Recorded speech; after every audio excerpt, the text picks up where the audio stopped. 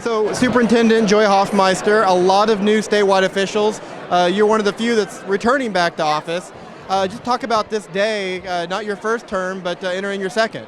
Well, it's an exciting day, and it's a day full of optimism and promise, and we're really feeling there's momentum that's going to carry forward, and I think this is a good thing for our kids, our teachers, our schools. So much talk about education on the campaign trail. Governor Stitt mentioned education a lot in his speech today.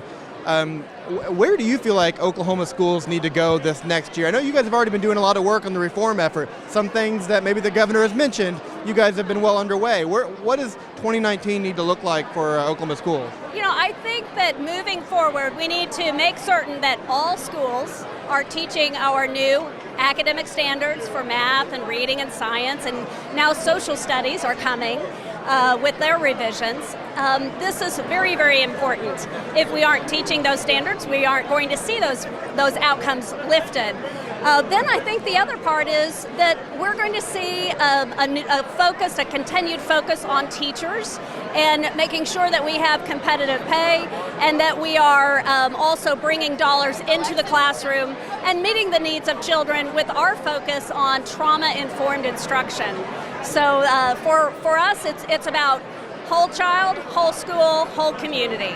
And finally, Governor Stitt has talked about wanting to have more power over state agencies and departments, the ability to hire and fire agency heads. Now, your department is unique because you're an elected official, but education has been an important talking point for the governor. What kind of relationship do you think you're going to have with the governor's office moving forward?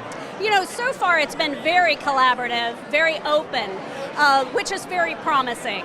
Anytime we are all seated around the table talking at the same time about very complex problems and challenges, I think that bodes well for more collaboration going forward. So I'm very optimistic, and I will say this, when all of the various candidates were running for office, it was the Stitt campaign that probably a year and a half before the election in November came and asked questions, wanted to have information as accurately portrayed in any kind of speech, but also really wanted to understand the system and the struggle that teachers were feeling.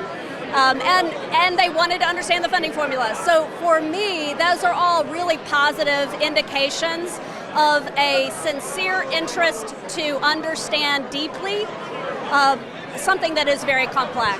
Yeah, actually, one more question if I can. I lied there earlier, but I want to ask because the budget is improving. There's talk about putting more money into the funding formula for schools. There's also talk from Governor Stitt that he wants another teacher pay raise. Now, though the Department of Education's budget proposal doesn't include a pay raise this year, there was one last year.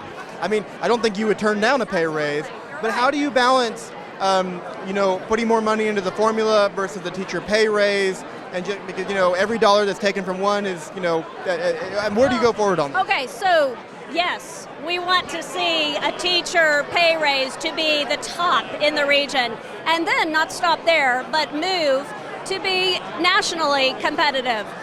So the sequence of when that happens, next year or the year after, that's something that the legislature and the governor will drive.